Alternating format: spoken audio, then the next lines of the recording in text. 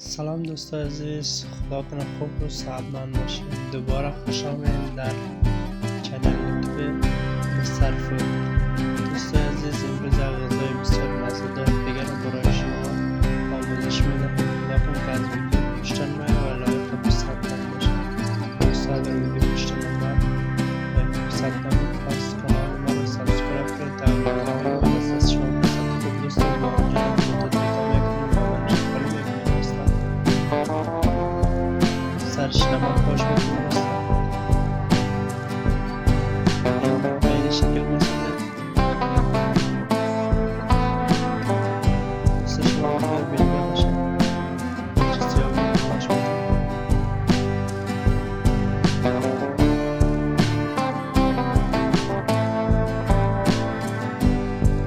در چوبان دوستان احمدش خوش می‌کنم